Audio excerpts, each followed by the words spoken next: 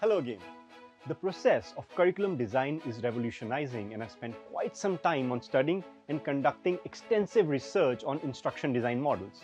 You'd be surprised to know, well, at least I was, that instructional design dates back to the 1930s. Instruction design seems to be like a modern tool for adult learning, right? But it can be used in school curriculum designing as well and as much as adult learning.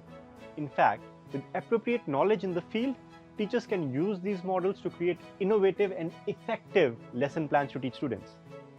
You and I must possess instructional design skills. In fact, every teacher must possess these skills.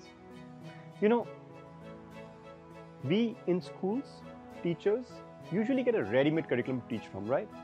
We have textbooks and workbooks, online lesson plans and teaching material.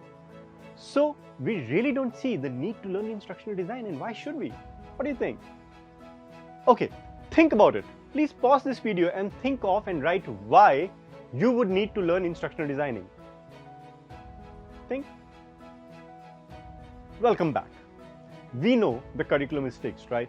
And we also know that diversity affects the process of learning and that every learner is different from the other.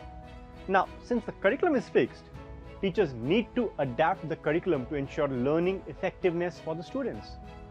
Another reason is to keep up with latest technology and use it firsthand.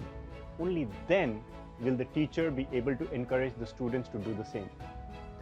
Ample knowledge of instructional designing will also allow the teacher to integrate technology with the pedagogical strategy. Let's now understand the meaning of instructional design and how we can apply one of the instructional design models in school learning.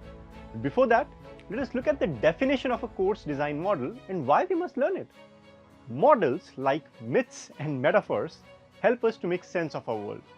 Whether derived from a whim or from serious research, a model offers its user a means of comprehending an otherwise incomprehensible problem. An instructional design model gives structure and meaning to instructional design problem, enabling the would-be designer to negotiate his/her design task with a semblance of conscious understanding. Models help us to visualize the problem, to break it down into discrete, manageable units. This definition was proposed by Martin Ryder, University of Colorado, Denver School of Education. There are various models like Assure and Gerlach-Ellie model. One of my favorites is Morrison, Ross and Kemp model. Let's get a glimpse into the model to understand it a little better. Morrison, Ross and Kemp model is quite flexible in its approach. It is circular in nature and suggests a fluid design. The beginning point, according to the authors, is flexible and adaptable. This model is made up of 9 core elements that are mutually supporting. The good part about this model is that it focuses majorly on classroom instruction, thus making it quite useful for the school environment. You can find details about this in a book called Designing Effective Instruction, authored by Morrison, Ross and Kemp.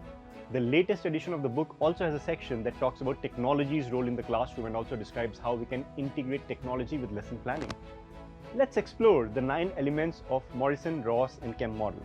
Number 1, identify problem with the instruction.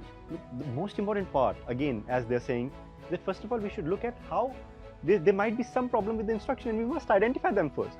Second, examine student characteristics that may influence the instructional choices. So every student, different enough students, different kind of characteristics, right?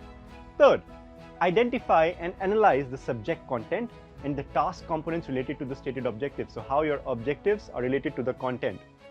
Next, stipulate learners' instructional objectives. So like we have our teaching objectives, learners have their own objectives. So how do we identify that?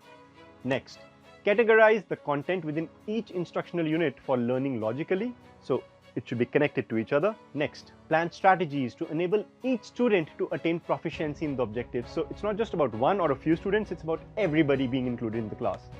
The next one, propose instructional message and create the instruction. So, there should be an agreement between me and my students. So I propose something and then we agree on something. Next, create assessment instruments for the evaluation of the learning outcome. So you're not assessing the students, we're assessing learning outcomes here. And finally, choose resources to support the instruction and activities that foster learning.